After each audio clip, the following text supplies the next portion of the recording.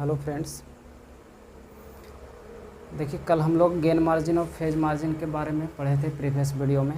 आज नेक्स्ट हम लोग पढ़ने वाले हैं इसका लास्ट टॉपिक पोलर प्लॉट का, एक जो बहुत ही इम्पोर्टेंट है आपके सेमेस्टर एग्जामिनेशन व्यू से।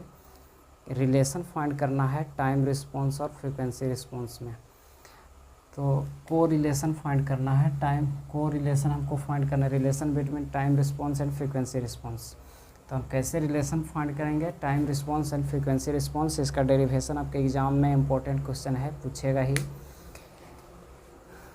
तो सबसे पहले हम लोग जानते हैं कि जो सेकेंड ऑर्डर सिस्टम का जो जनरल फॉर्म होता है टाइम रिस्पॉन्स का, CS/RS इक्वल टू, तो CS/RS इक्वल टू जो या फिर GS/1 प्लस GSHS होता है, उसका वैल्यू हम निकाले थे omega n square by S square plus 2 जाई omega NS plus omega n square. ये पहले से आपको पता है कि सेकेंड ऑर्डर का जनरल फॉर्म ये होता है। अब इसमें हमको ये हो गया टाइम रिस्पॉन्स सेकेंड ऑर्डर का, इसी में हमको रिलेट करना है फ्रीक्वेंसी रिस्पॉन्स का, जहाँ पे ये GSHS का वैल्यू दिया हुआ है, जहाँ HS का वैल्यू 1 है, फीडबैक यूनिटी है, यूनिटी फीडबैक के साथ। तो हमको फ्रीक्वेंसी के फॉर्म में कन्वर्ट करना है। तो इसमें हम क्या करेंगे कि put S equal to J omega, S का वैल्यू J ओमेगा पुट करेंगे। तो जो J ओमेगा होगा या फिर C J omega by R जो ओमेगा, ये होगा omega n square by S के जगह पर हम J ओमेगा पुट कर देंगे। तो J ओमेगा का स्क्वायर प्लस 2 जाई omega n into J omega plus omega n square, यानी जहाँ जहाँ एस है वहाँ पे हम फ्रीक्वेंसी वाला टर्म रख दिए, यानी एस के जगह पर J ओमेगा रख दिए। अब इसके बाद आगे हम इसको सोल्व करेंगे तो ये आएगा ओमेगा n स्क्वायर बाई इसका वैल्यू J स्क्वायर का वैल्यू -1, तो माइनस ओमेगा स्क्वायर प्लस, इसमें देखिए क्या आ जाएगा, इसमें आएगा जो वैल्यू वो दो चीज़ आएगा।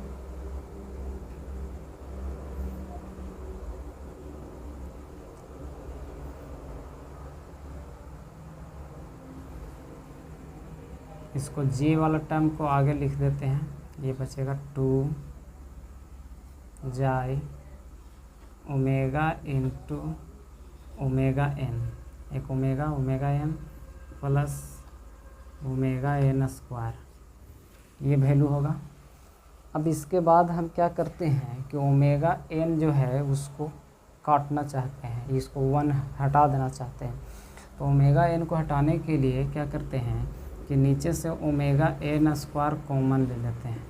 तो ओमेगा n स्क्वायर जब कॉमन लीजिएगा, ओमेगा n स्क्वायर, तो जिसमें जैसे ओमेगा n स्क्वायर ये है तो इसके जगह पर 1 लिखें, प्लस यहाँ पे जब ओमेगा n स्क्वायर कॉमन लीजिएगा तब देखिए एक ओमेगा n है, एक ओमेगा नहीं है, तो ओमेगा n से हमको भागा देना पड़ेगा, यानी J इंटू 2 जाई ओमेगा बाई ओमेगा n करेंगे, ओमेगा n स्क्वायर निकालेंगे तो, और यहाँ पे माइनस बचेगा omega square by omega n square, जिसमें जो टर्म नहीं है उससे डिवाइड करेंगे ताकि फिर से हम इसको मल्टीप्लाई कर देंगे तो यही टर्म जो है वो आ जाएगा। अब ये ओमेगा n स्क्वायर से omega n square cancel out हो जाएगा, जो बचेगा वो लिखिए इसके बाद। तो ऊपर वाला इरेज कर देते हैं फिर से।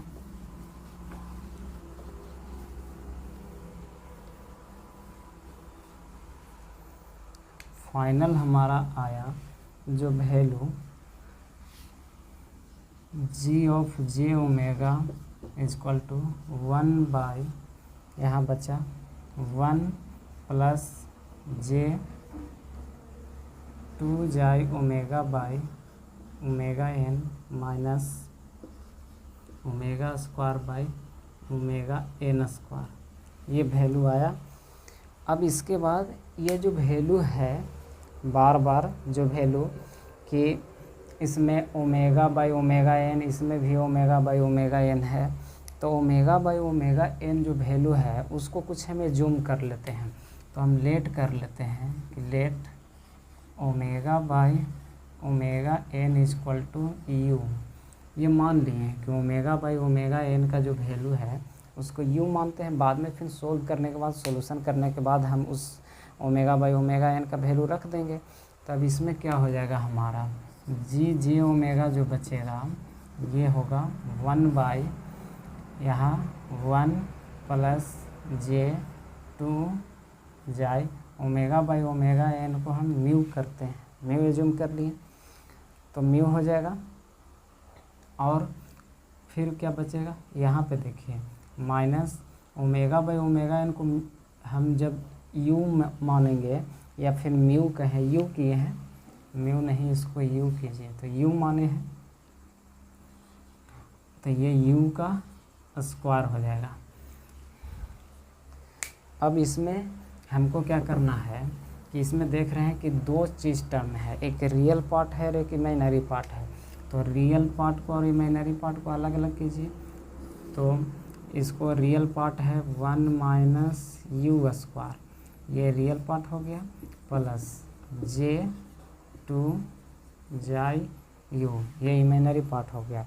अब रियल पार्ट इमेजिनरी पार्ट अलग अलग हम एक साथ लिख दिए। अब इसका मैग्नीट्यूड निकालेंगे तो magnitude of G omega mod equal to क्या होगा 1 का मैग्नीट्यूड 1 रहेगा और नीचे कम्प्लेक्स फॉर्म में है तो under root X square plus Y square, X का वैल्यू ये है, वाई का वैल्यू ये है। तो 1 माइनस यू स्क्वायर का होल स्क्वायर, ये एक्स स्क्वायर हो गया, प्लस वाई स्क्वायर, तो वाई का स्क्वायर कीजिएगा तो 2 जाई यू का होल स्क्वायर। ये मैग्नीट्यूड निकाल दिए हम अंडर रूट में, under root X square plus Y square करके।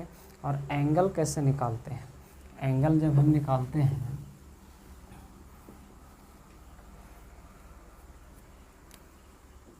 एंगल ऑफ जी ओमेगा, तो एंगल इसको तो होता है tan inverse y by x. तो y का वैल्यू यानी इमेजिनरी टर्म 2 जाई यू बाई एक्स का वैल्यू है 1 माइनस यू स्क्वायर। ये आ गया एंगल का वैल्यू, मैग्नीट्यूड और एंगल दोनों निकाल लिए।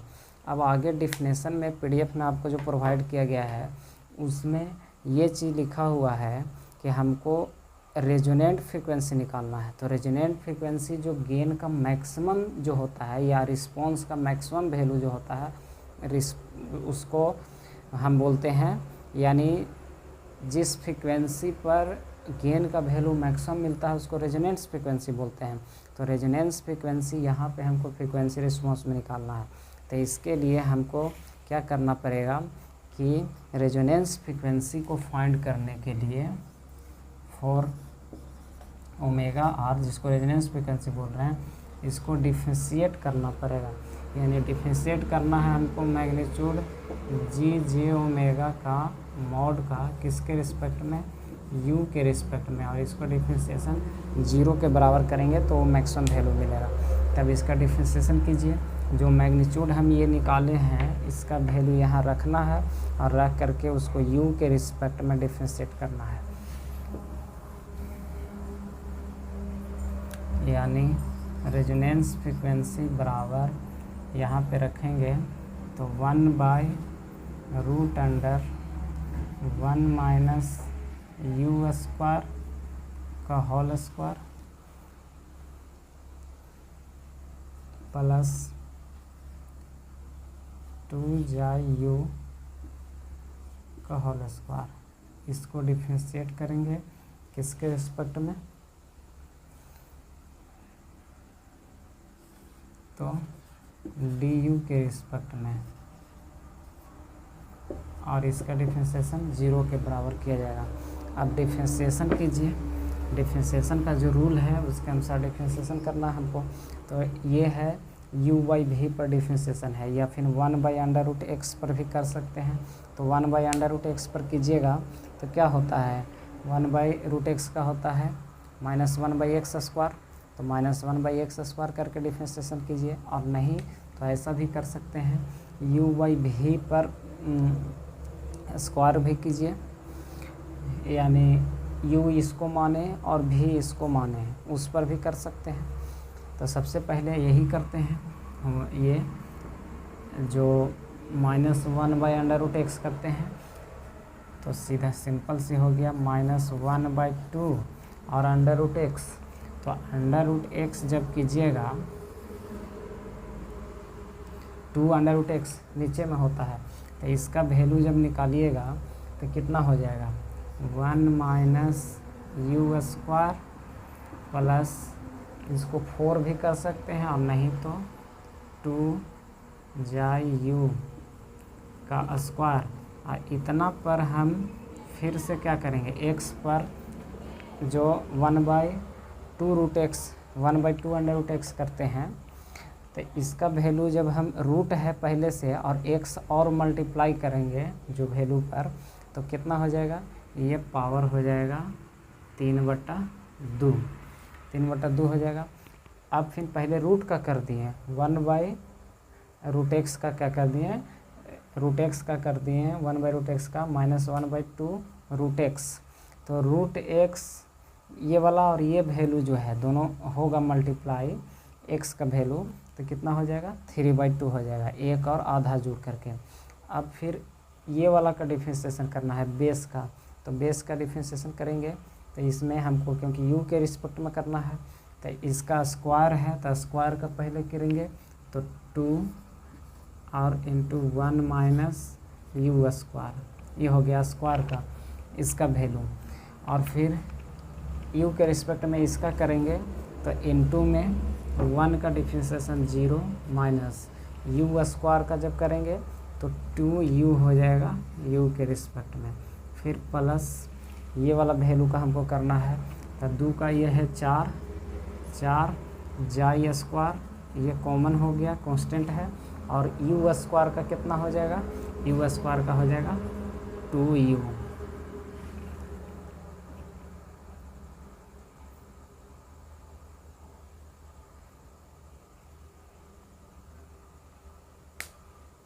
ठीक है, यानी इसका भी डिफ्रेंशिएशन किए तो 2 का स्क्वायर 4 और j², ये तो कांस्टेंट है बाहर निकल जाएगा, u² का कितना होगा डिफ्रेंशिएशन 2u हो जाएगा, यानी 4j², 4 नहीं 8j² हो जाएगा, 8j²। अब इसके बाद फिर इसका बराबर हमको किसके बराबर करना है, 0 के बराबर करना है। तो 0 के बराबर जब करेंगे तो ये वाला पूरा टर्म उधर जाके डिनोमिनेटर वाला टर्म 0 हो जाएगा, 2 भी उधर जाके 0 हो जाएगा, बचेगा जो उसको लिखते हैं मैक्सिमम वैल्यू, यानी रेजोनेंट फ्रीक्वेंसी निकालना है पहले। रेजोनेंट फ्रीक्वेंसी निकालने के लिए तो ये वाला सिर्फ बचेगा 2 × 1 - u², और ये गुना होगा तो कितना रहेगा -2u प्लस इसको आप लिख सकते हैं 4 दूनी 8 j² बराबर 0, ये वैल्यू बचेगा। तब इसमें फिर कितना बचेगा, जब गुना होगा इसको गुना कीजिएगा तो 2 - 2u², और इंटू में भी ये वाला भी है -2u प्लस 8 j² बराबर 0। इसको जब और गुना कीजिएगा तो 2 और 2 हो जाएगा -4u, और माइनस माइनस प्लस 4u का पावर q हो जाएगा, और प्लस फिर 8 j² = 0। ये वैल्यू हमको मिला। अब इसमें और क्या कर सकते हैं, इसमें से देखिए सभी में से 4u कॉमन ले सकते हैं, तो 4u जब कॉमन लीजिएगा तो यहाँ पे कितना बचेगा -1 प्लस 4u कॉमन लेंगे तो u², और प्लस यहाँ 4u कॉमन लेंगे तो 2 j² = 0। ये वैल्यू हमको पता चल गया। अब इसके बाद हमको क्या करना है कि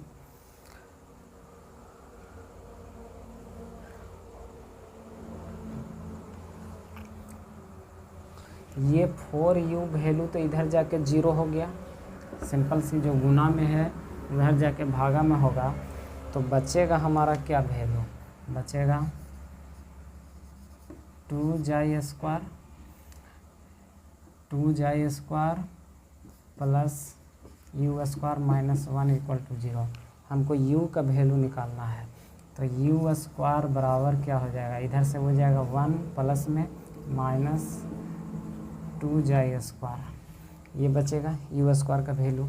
अब u का वैल्यू क्या हो जाएगा, u का वैल्यू √1 माइनस 2 स्क्वायर, ये हमारा u का वैल्यू आया। अब u जो आया इसको हम माने क्या थे, तो ओमेगा बाई ओमेगा n का वैल्यू को हम u माने थे, ओमेगा r जो ओमेगा था उसको अब हम क्या करते रहे हैं, हम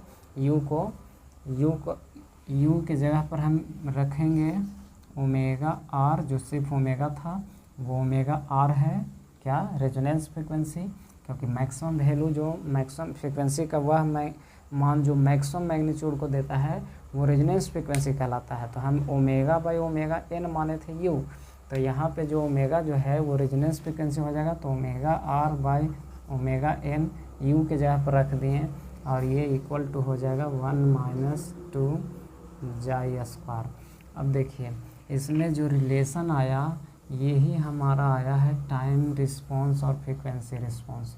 ओमेगा r जो है रेजोनेंस फ्रीक्वेंसी, ये रेजोनेंस फ्रीक्वेंसी डिफाइन है फ्रीक्वेंसी रिस्पॉन्स में, और ओमेगा n था नेचुरल फ्रीक्वेंसी जो कि सेकेंड ऑर्डर के जनरल फॉर्म में ये ओमेगा n पढ़े हैं। तो ये टाइम रिस्पॉन्स और ये फ्रीक्वेंसी रिस्पॉन्स वाला जो फ्रीक्वेंसी है उसके बीच में रिलेशन दे रहा है, तो ये हमको निकल गया टाइम और फ्रीक्वेंसी में। यदि हम फ्रीक्वेंसी का रेजोनेंस फ्रीक्वेंसी का वैल्यू निकालना चाहें ओमेगा r, तो ये ओमेगा n इधर जाके क्या हो जाएगा, multiply omega n into √1 minus 2 square. अब कभी कभी ये रिलेशन तो हो ही गया, हमको रेजोनेंट पीक का वैल्यू भी निकालना कहता है, तो रेजोनेंट पीक का वैल्यू निकालना है अगर जो ये वैल्यू तो निकल ही गया, रेजोनेंस फ्रीक्वेंसी का वैल्यू निकल गया, उसी तरह से जिस तरह से टाइम डोमेन स्पेसिफिकेशन में हम लोग rise time, peak time, settling time निकालते थे, उसी तरह से इसमें भी फ्रीक्वेंसी डोमेन स्पेसिफिकेशन में हमको निकालना होता है resonant peak, resonance frequency, bandwidth, ये सब चीज़ निकालना होता है। तो हमको निकालना है इसमें रेजोनेंट पीक निकालना है, तो मैक्सिमम रेजोनेंट पीक जो होगा वो कितना होगा, तो एमआर का वैल्यू यानी मैग्नीट्यूड है, तो मैग्नीट्यूड का वैल्यू आया था 1 बाई √ लाए थे 1 माइनस u स्क्वायर था, 1 माइनस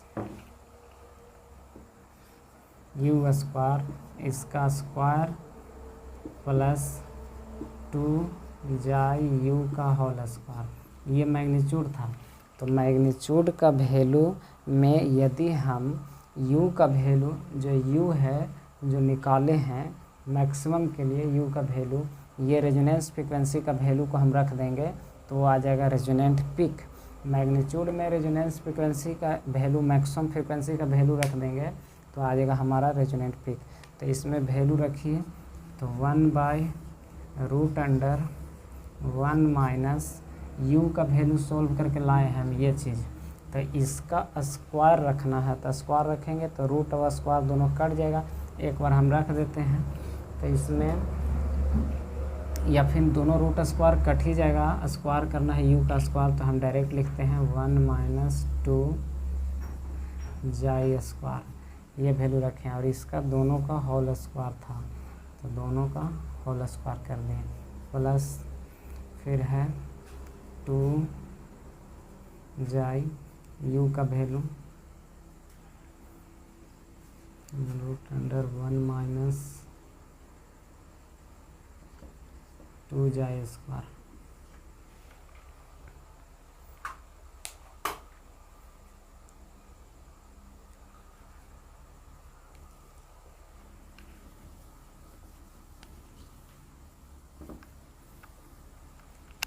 अब ये वैल्यू हो गया, अब इसको सोल्व कर देना है, जो वैल्यू आएगा वही हो जाएगा मैक्सिमम रेजोनेंट यानी रेजोनेंट पीक का वैल्यू। तो इसको सोल्व कीजिएगा तो कितना आएगा, देखिए एम आर का वैल्यू रेजोनेंट पीक का वैल्यू आएगा, ऊपर 1 का 1 रह जाएगा, नीचे में देखिए कितना आएगा। पहले इसको जब ब्रैकेट हटाएंगे, या फिर ब्रैकेट कैसे हटाइएगा, आप ब्रैकेट डायरेक्टली नहीं हटा सकते हैं, ब्रैकेट हटाइएगा, ये 1 माइनस, अच्छा स्क्वायर तो यहीं पर है, ये होल स्क्वायर है, तो ये हटाएंगे तो 1 में से 1 कैंसिल आउट हो जाएगा और ये माइनस माइनस प्लस हो जाएगा, यानी बचेगा 4 जाई स्क्वायर, और 4 जाई स्क्वायर है, और उस पर फिर हमको क्या करना है, सॉरी 2 जाई स्क्वायर बचेगा, उस पर होल स्क्वायर कीजिएगा तो 4 जाई के पावर 4 हो जाएगा, यानी ये वैल्यू आ गया 4 जाई टू द पावर 4।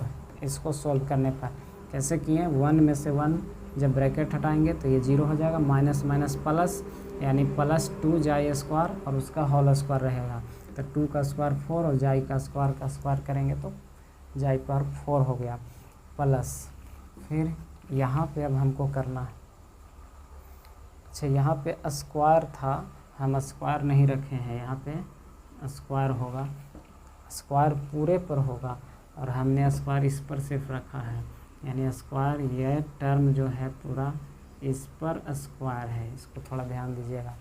तब इस पर करेंगे तो ये वैल्यू कितना आएगा, इस पर भी स्क्वायर होगा, तो ये पहले स्क्वायर जब करेंगे तो ये हो जाएगा 4 जाई स्क्वायर, और ये वाला पर स्क्वायर होगा तो रूट स्क्वायर कट जाएगा, यानी बचेगा 4 जाई स्क्वायर इंटू 1 माइनस 2 जाई स्क्वायर, इतना वैल्यू बचेगा।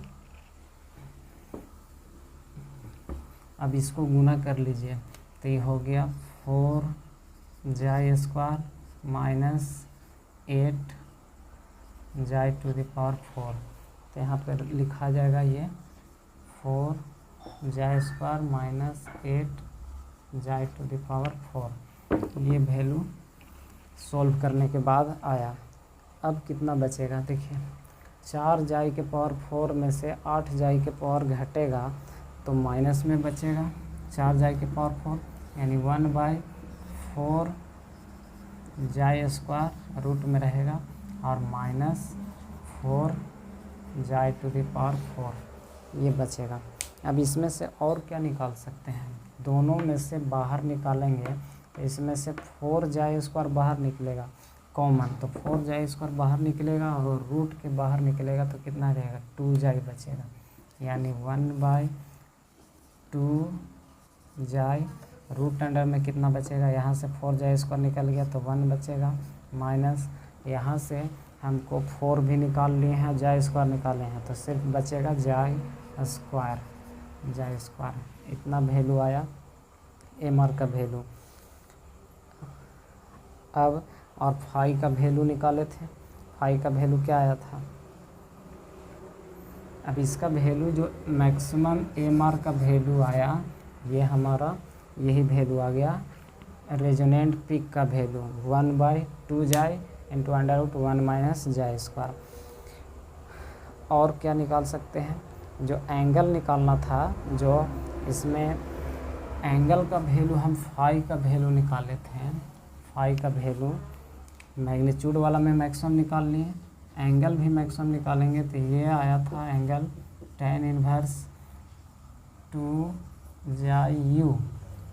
जाई u बाई अंडर रूट, या नहीं अंडर रूट नहीं था, 1 माइनस यू स्क्वायर वैल्यू आया था। ये पहले मैग्नीट्यूड और एंगल निकाले थे, तो मैग्नीट्यूड का वैल्यू मैक्सिमम निकाल लिए, वो रेजोनेंट पीक कहलाया, और फिर एंगल का वैल्यू मैक्सिमम निकालेंगे तो मैक्सिमम एंगल कहलाएगा।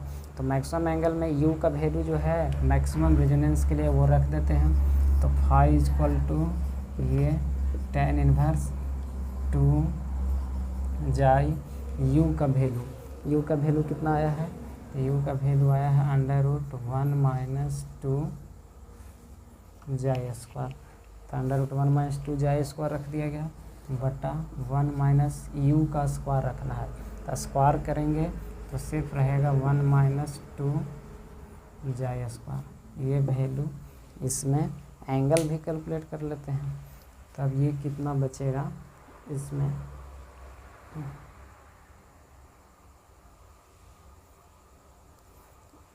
एक मिनट, फाई का वैल्यू जो लाए थे उसका एंगल का वैल्यू, वो एंगल का वैल्यू कितना आया था, मैग्नीट्यूड निकालने के बाद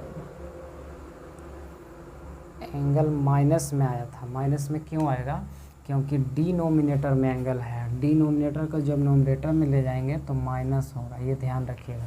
क्योंकि एंगल जो भी हमारा कम्प्लेक्स फॉर्म का मैग्नीट्यूड आया था उसमें कम्प्लेक्स फॉर्म वाला नीचे था, नीचे से जब एंगल ऊपर जाता है तो माइनस हो जाता है, नेगेटिव हो जाता है। तो ऊपर का एंगल 0 डिग्री 1 का और नीचे वाला एंगल तो ये माइनस हो जाएगा। तो यहाँ पे माइनस कैलकुलेट रखना है। अब इसके बाद माइनस tan इन्वर्स, इसमें से क्या करिएगा, ये रहेगा 2 जाए ऐसे ही √1 माइनस 2 जाए स्क्वायर बाई, ये गुना होगा तो 1 में से 1 कट जाएगा और ये प्लस हो जाएगा। तो प्लस कितना रहेगा 2 जाए स्क्वायर, तब 2 से 2 कैंसिल आउट, 1 जाए से 1 जाए कट जाएगा। तो फाई इक्वल टू जो वैल्यू आया हमारा माइनस tan इन्वर्स √1 माइनस 2 जाए स्क्वायर बाई जाए, ये वैल्यू आया।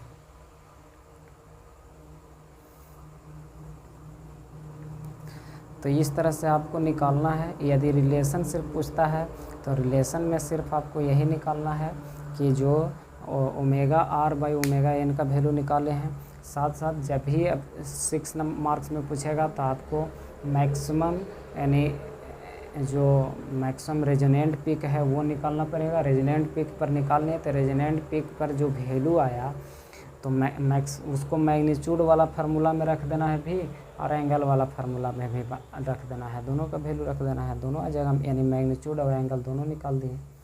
बस यही टाइम रिस्पॉन्स और फ्रीक्वेंसी रिस्पॉन्स में रिलेशन में हमको फाइंड आउट करना था, डेरिवेशन निकालना था।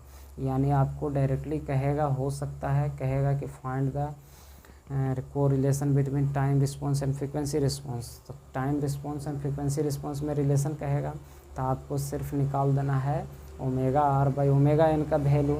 लेकिन ऐसा इसमें 6 मार्क्स में पूछता है तो आपको जो म्यू का वैल्यू निकालेंगे आप मैक्सिमम, तो मैक्सिमम रेजोनेंट पीक भी निकालना है और रेजोनेंट पीक का वैल्यू निकालने के बाद मैग्नीट्यूड भी मैक्सिमम निकाल देंगे और ये डिफरेंशिएट करके जो गेन का वैल्यू रहेगा उसको डिफरेंशिएट करके 0 के बराबर कर देंगे यू के रिस्पेक्ट में, और उसका फिर मैक्सिमम वैल्यू फेज का थी गेन का भी निकाल देना है और मैक्सिमम वैल्यू एंगल का भी निकाल देना है। यानी जो यू का वैल्यू आएगा मैक्सिमम के लिए डिफरेंशिएशन 0 करके उसको मैग्नीट्यूड वाला इक्वेशन में भी रख देना है और एंगल वाला इक्वेशन में भी रख देना है। बस यही काम करना है आपको।